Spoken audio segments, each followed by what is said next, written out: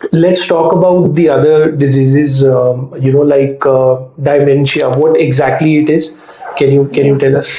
Yes, so dementia is also a broad spectrum term. Dementia भी headache की तरह एक टर्म है. Dementia is not a diagnosis. Dementia बस एक spectrum of disorders है, symptoms है. और dementia में बहुत सारे types आते हैं. Most commonly we have heard about Alzheimer's. Right? Yeah. So Alzheimer's is there. There is a frontotemporal dementia. अब dementia में होता क्या है? Dementia is basically a neurodegenerative process. मतलब कि हमारे ब्रेन के सेल्स धीरे धीरे जाना शुरू कर देते हैं, खत्म होना शुरू कर देते हैं. जैसे हम कहते हैं ब्रेन श्रिंकेज हो रहा है. श्रिंकेज का मतलब ये नहीं होता है कि ब्रेन ऐसे सिकुड़ रहा है. श्रिंकेज का मतलब होता है कि वो एरियाज धीरे धीरे खाली हो रहे हैं. Cells are dying down because of age, because of any particular reason. So उसमें बहुत सारे टाइप्स होते हैं. अब डिमेंशिया के पेशेंट्स का कैसे पता चलेगा? पहली चीज, कभी भी डिमेंशिया का पेशेंट खुद आके नहीं बोलता है कि मुझे भूलने की दिक्कत हो रही है. हमेशा फैमिली मेंबर्स बोलते हैं. I'll give you one example. So a patient came to me in OPD and he said that I went on a scooty to a supermarket. मैं सुपरमार्केट में गया था स्कूटी पे, पर मैं खाली वापस आया और फिर मुझे घर वालों ने पूछा स्कूटी कहाँ है, तो मैंने रियलाइज किया मैं भूल गया. So that is the typical history of dementia. It's not like कि मैं चश्मा रख के भूल जाता हूँ कि कहाँ पर है, मैं पेन रख के भूल जाता हूँ कहाँ पर है. That is not dementia. Right. Plus dementia में अब जो हमने स्टार्टिंग में बात की थी, हमारा frontal lobe, temporal lobe, parietal lobe, ये different lobes different types of dementia में अफेक्ट होते हैं. तो अगर फ्रंटल लोब ज्यादा अफेक्टेड है, जैसे कि फ्रंटो टेम्पोरल डिमेंशिया में, तो उसमें मेमोरी लॉस के साथ साथ बिहेवियरल चेंजेस बहुत आते हैं कि अग्रेशन आ जाता है, कि छोटी छोटी बातों पे चिड़चिड़ापन, गुस्सा होना, फूड फैडिज्म, यानी कि जो लोग खाने के बारे में बिल्कुल भी पर्टिकुलर नहीं थे, अभी वो बहुत खाना खा रहे हैं, बहुत ज्यादा खा रहे हैं. तो ये भी कुछ फीचर्स होते हैं डिमेंशिया के. अगर पैराइटल लोब अफेक्टेड है, जो कि हमारा जीपीएस सेंटर होता है ब्रेन का, उन लोगों को नहीं पता चलता है कि हम कहाँ पर हैं, हमारा वॉशरूम कहाँ पर है, हमारा किचन कहाँ पर है, किस तरीके से हमारी बॉडी या फिर हमारा रूम अलाइंड है. सो टिपिकली अगर डिमेंशिया पेशेंट्स का आप जगह चेंज कर दो, you take them out of their familiar surroundings, they end up getting confused a lot. उनको नहीं पता चलता रात में उठकर कि हमें वॉशरूम कहाँ पे था. You will oftenly find them in the kitchen trying to find where is the sink और where is the basin, something like that. And or sometimes even in the living room trying to find a washroom seat. तो ये चीजें typically होती हैं. फिर हमारा एक जो एल्जाइमर्स डिमेंशिया है, वो most common type of dementia है. नाउ एल्जाइमर्स की अगर हम बात करें तो obviously age is the biggest risk factor for Alzheimer's. More than 65 years you are at highest risk of having Alzheimer's. But yes, Alzheimer's में यूजुअली हमारा temporal lobe सबसे पहले अफेक्ट होता है. तो टेम्पोरल लोब, जैसा कि मैंने पहले आपको बताया था कि it is related to memory. So memory goes first and then memory के पीछे कैलकुलेशन की एबिलिटीज चली जाती हैं, recognising faces, remembering peoples names. So उसको हम कहते हैं इनोमिया, कि नाम भूल जाना, लोगों के नाम भूल जाना, चीजों के नाम भूल जाना. तो अगर आप उनको बोलोगे कि अगर वो आपको बोलना चाहते हैं bird, right, if they want to say the word bird, they will probably say कि वो जो आसमान में उड़ता है, वो जो ब्राउन कलर का होता है, बट वो बर्ड या चिड़िया नहीं बोल पाएंगे क्योंकि उनको पर्टिकुलर नाम याद नहीं आ पाता है, because their naming center is affected. छोटा सा एक मतलब चीज है. These are very early symptoms of dementia. Yes. Okay. These are the early symptoms that you need to take notice of. तो आप थोड़ा सा ये भी बताओ, I don't know whether I can check this or no, but जैसे जो बचपन में बच्चे पढ़ते हैं, they're unable to study because of whatever reason, they can't learn, they can't murmur the subjects. तो क्या that's also an early stage of dementia? नहीं, that is not an early stage of dementia. अब बच्चों के साथ में ये दिक्कत होता है कि उनका they are completely different than grown up, right? उनका ब्रेन उस टाइम पे पूरा डेवलप नहीं होता है. इट डिपेंड्स कि उनको कैसा एनवायरनमेंट मिल रहा है, उनको कैसे चीजें करवाई जा रही हैं याद, या फिर उनको क्या एनवायरनमेंट दिया जा रहा है, क्या उनको पढ़ने के लिए बिठाया जा रहा है या नहीं बिठाया जा रहा है. Some children, now every child, even every grown up is not having the same mental capacity or same mental ability. Right. So we cannot even expect every child to excel, right? Every child has a different mental capability. But yes, there are children who are dyslexic or who have issues. तो उनमें कुछ causes होते हैं, जैसे कि birth के time पे oxygen की कमी, तो cerebral palsy. Now those children are also typically dyslexic. तो अगर ऐसा कोई इवेंट हुआ है कि बर्थ के टाइम पे ऑक्सीजन की कमी हुई या कोई भी प्रॉब्लम हुआ है, बच्चे को आईसीयू में रखना पड़ा, ऑक्सीजन मास्क लगाना पड़ा, तो वो जो ऑक्सीजन की कमी होती है ब्रेन में उस टाइम में, that persist, that goes a long way. एक तो वो बहुत इंपॉर्टेंट कारण है, specially in our country. So and apart from that, every child has a different mental capability. Their diet matter a lot. You know, जो हम मैदा खिलाते हैं, जो हम pizza, it has a maida base and everything, Maggi and everything, it has maida in it. तो ये चीजें उनके गट को बहुत गलत तरीके से हैम्पर करती हैं। And now we know that gut and brain are connected, they are interconnected. Now we know about the gut brain axis, we know that our gut is affecting our brain a lot, so that is also one of the reasons. So these two are probably the most common reasons about it. And I think a child's mental capacity also depends on the environment given to develop the brain, for brain development. That is also very important. Sure. थोड़ा सा आप इसके बारे में बताइए, epilepsy वो क्या होता है और उससे क्या मतलब आपको इफेक्ट आते हैं? सो एपिलेप्सी में सीजर्स यानी कि दौरे, अब ये भी काफी कॉमन एक इशू है। अब दौरों के ना बहुत सारे कारण भी होते हैं। दौरे कई प्रकार के हो सकते हैं। पहली बात तो दौरे हमें जो टिपिकली हमें मिर्गी का दौरा पता है, जो बॉलीवुड मूवीज में दिखाया जाता है, जिसमें से कंपन शुरू हो जाती है, झटके लगते हैं, मुंह का टेढ़ापन हो जाता है, वो एक काफी बड़ा अलग तरीके का दौरा होता है। कुछ दौरे ऐसे होते हैं जिसमें कि हम बैठे हुए हैं और बैठे बैठे हम रुक गए कुछ सेकंड्स के लिए। फॉर एग्जाम्पल, मैं वेजिटेबल चॉप कर रही हूँ और मैं उसको कट करते करते मैं रुक गई, and then I started again after few seconds. I don't know, I am not aware about it, but the person standing aside beside me, he will notice this is also a type of seizure. तो इसको कहते हैं typically absent scissor, जिसमें कि behavioural arrest होता है। These seizures are the most common seizures that go unnoticed. ये unnotice चले जाते हैं क्योंकि ऐसा लगता है कि तो ऐसे डे ड्रीमिंग कर रहा था। बच्चों में बहुत कॉमन होते हैं। तो टीचर्स भी कहते हैं कि ऐसा लगता है कि सोच रहा है, कुछ सोच में, अपनी सोच में रहता है। So these children should get evaluated for absent seizures. And दौरे के बहुत सारे टाइप्स होते हैं। चाइल्डहुड में अलग कारण होते हैं, ग्रोन अप्स में, एडल्ट्स में अलग कारण रहते हैं। ओल्ड एज में दौरों का कारण सबसे इंपॉर्टेंटली डिहाइड्रेशन कॉजिंग लो सोडियम लेवल होता है, and any kind of infection. Even a urine infection can trigger a seizure in an elderly person. तो इसमें आप मुझे एक चीज और बताना, जैसे मतलब कई बार मैंने ऐसा देखा है कि आप किसी से बात कर रहे हो तो वो देख तो आपको रहा है बट उसका ध्यान कहीं और होता है। तो is that a part of that could be an absent seizure also. He should get evaluated for that. If it is happening oftenly and it is hampering his daily activities, that should be evaluated. And some people are unable to focus. Let's say they're reading something, but in their mind something else is happening. So why that happens, and is that also a part of? That is not a seizure. That is a lack of concentration. Yeah. And the main reason for that is stress and multitasking. अभी आज के time में सबसे ज्यादा जो youth के साथ problem हो रही है वो रही है they are trying to multitask. They want to have a full-time job. They want to do something else also. So no, that is not a seizure. That is typically lack of concentration and multitasking. So अभी के time में बहुत ज्यादा जो multitasking और stress level बढ़ गया है यूथ में.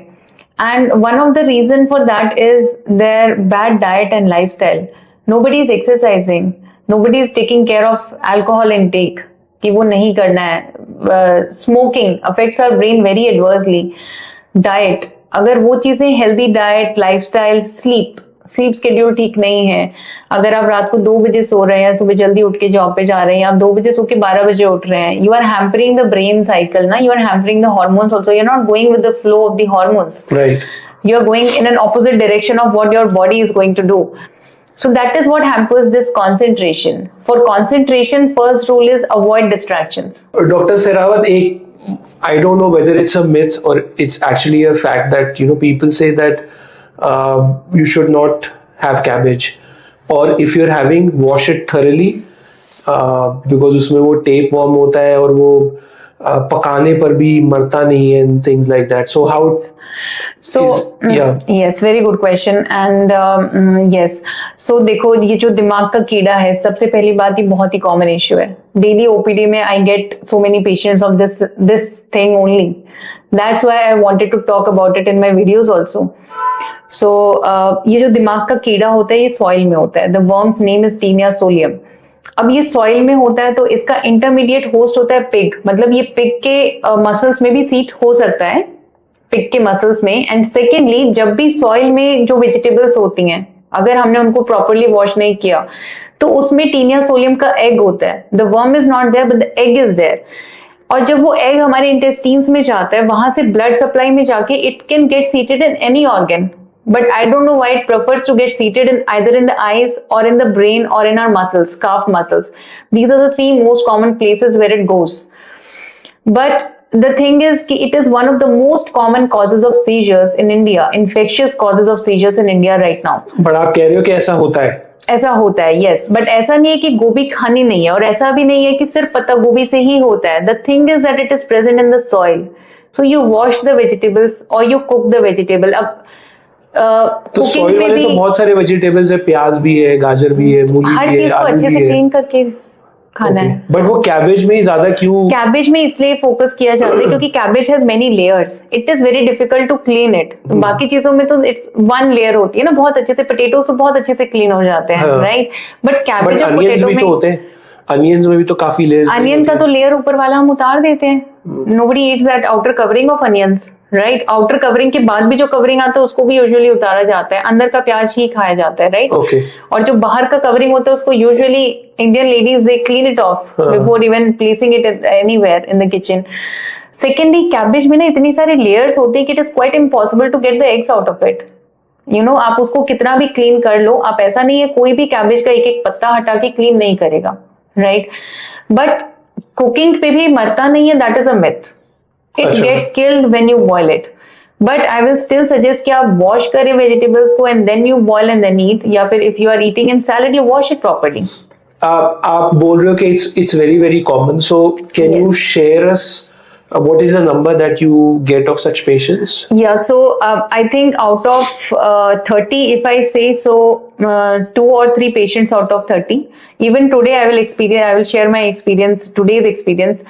तो आज OPD में एक पेशेंट आया था and he said कि वो 4 months से गैस की दवाइयाँ ले रहा था from a gastroenterologist. गैस बनती थी. And why? So I asked him, why have you come to me? क्योंकि because all he was talking about was gastritis. तो I asked him कि तो न्यूरोलॉजी OPD है, आप गैस्ट्रो से यहाँ पे क्यों आए हो? तो he was like कि नहीं, मुझे गैस आती है फिर मैं बेहोश हो जाता हूँ. गैस बनती है और फिर मैं बेहोश हो जाता हूँ. ऐसा लगता है कि गोला बन रहा है पेट में, बन रहा है, मैं बेहोश हो जाता हूँ. तो मैंने कहा अच्छा, और ये कब से हो रहा है? तो उसको 4 महीने से, अक्टूबर से, before Diwali it started. He did not remember the exact date, but before Diwali it started. It was still persistent. Once in a week he was having this episode. और अब उसको ये लगा, किसी ने उसको बोला कि न्यूरोलॉजिस्ट के पास जाना चाहिए क्योंकि आप बेहोश हो रहे हो. तो he came to me. I got his MRI done and I asked the radiologist to do it on an urgent basis because ये जो गैस का गोला बन के जो दौरा पड़ता है, जो बेहोशी वाला एपिसोड वो बता रहा था, ये एक बहुत ही पर्टिकुलर सेंटर होता है ब्रेन में, उसकी वजह से होता है. अगर वो सेंटर अफेक्ट हो रहा है बिकॉज ऑफ एनी रीजन, कोई इन्फेक्शन है, कोई ये कीड़े का अंडा है जिसको हम न्यूरोसिस्टिक सर्कोसिस बोलते हैं, उसके MRI में we found out that he had two lesions of NCC today itself. NCC is those eggs. Those eggs. NCC is neurocystic sarcosis. This is the diagnosis. This is the problem that happens with this worm. Okay. इस कीड़े से जो problem होती है उसको हम neurocystic sarcosis बोलते हैं. Sure. So I started him on medications right away. But I was really thinking about it कि 4 months से it went undetected and it was still in its early stages, जिसमें brain में सूजन भी थी. तो उसको अभी सर में दर्द भी होना शुरू हो गया था, उसको भी आगे और प्रॉब्लम्स आ जाती, बट ही केम हियर. लेकिन इतना बहुत ज्यादा नेग्लेक्ट हो रही है ये चीज and it is very common to get neglected. That's why I wanted to share about it in my video and you won't believe me, कितने DMs मुझे आए हैं, उसमें कितने पेशेंट्स ने मुझसे उस वीडियो के बाद वीडियो कंसल्टेशन पे कंसल्ट किया for this very problem. A hell lot of people. तो ये जो NCC जो है डायग्नोस, ये मतलब it's treatable, right? It's treatable, yes. It's treatable. It's treatable. Sure. Can I request you to share some tips in terms of keeping your brain healthy in terms of exercises or your eating habits? Yeah, sure, why not? So, see, brain के लिए diet तो बहुत important है, for your memory also. So, all you need to have is omega-3 antioxidants, because these are the type of elements in our body that keep our cells healthy. Right. जो कि हमारे brain cells को die down करने से बचाते हैं. These things even prevent dementia, right? So, omega-3 is rich in nuts and seeds. इसलिए मैं हमेशा बोलती हूँ कि सुबह उठ के 2 बादाम 2 अखरोट जरूर खाना है. किशमिश पिस्ताशियो आप ले सकते हैं, that's okay. If you're diabetic, you avoid raisins. Otherwise, you take 2 walnuts every day. Secondly, your selenium, magnesium, and zinc. These are very important for healthy brain or brain cells.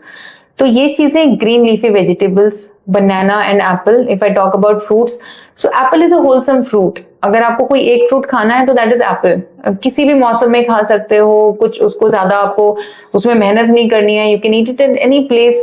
Pocket में डाल के ले जाओ, खा लो, cut करके खाना है cut करके खाओ. But apple is a great fruit even for diabetics. And apart from that, zinc is really important. So zinc is there in dalia, oatmeal, जो इंडियन काफी अच्छी इंडियन डिश है, इवनिंग में लोग लेना बहुत पसंद करते हैं. दलिया में जिंक बहुत अच्छा होता है. देन हमारे लेज्यूम्स, लेंटिल्स, हमारा जो वेजिटेबल ऑयल है, मैं हमेशा कहती हूँ कि animal fat based oils use ना करें, घी यूज ना करें. Try to use vegetable oil in your cooking. Ghee use नहीं करें. घी यूज ना करें. These are animal fats. Okay. और ये जो fats होते हैं, they get deposited in the blood vessel and they obstruct the blood vessels. So always try to use vegetable oil. Vegetable oil is also rich in vitamin E, and that is also important for your nerve fibers. Nerve fibers की अगर हम बात करें तो vitamin E and B12 are really good and important for our nerve fibers. Sure. And what are the exercises that we can do? So exercises, see, exercise में आप zumba, yoga, meditation, whatever, to be active, just stay active. और मैं patients को बोलती हूँ कि अगर आपके पास टाइम नहीं है, आप नहीं कर पा रहे हैं सारी चीजें, आप जिम नहीं जा पा रहे हैं, आप जुम्बा नहीं कर पा रहे हैं, you just take a walk. A 30 minutes brisk walk every day has been proven to prevent stroke, to prevent heart attacks, to prevent dementia. So why not? Right? So let's do that. And memory को अगर देखा जाए तो memory के लिए जो सबसे simple exercise है वो होती है revision. If you want to memorize something, you revise it. आप बच्चों के साथ भी ये चीज प्रैक्टिस कर सकते हो. आप अपने में भी देख सकते हो कि if you revise, if you repeat something in your mind, even 20 minutes later, 1 hour later या next day, you are able to memorize it better. Right. मुझे भी मेरा MBBS का MD का सिलेबस वही चीजें ज्यादा याद है जो मैंने रिवाइज बहुत की थी. I don't remember the whole book, right? But I remember certain parts of the book that I revised the most. That's why, because हमारा memory में भी circuit होता है. We receive something and then we register something and then we retain something. तीनों में कहीं कुछ ना कुछ loss होता है. हाँ. तो जब तक वो retain वाली जो चीज है वो आती है revision से. तो रिवाइज करना चाहिए. Yes. Okay, thank you so much, Dr. Sehrawat, for sparing time today and educating us on brain.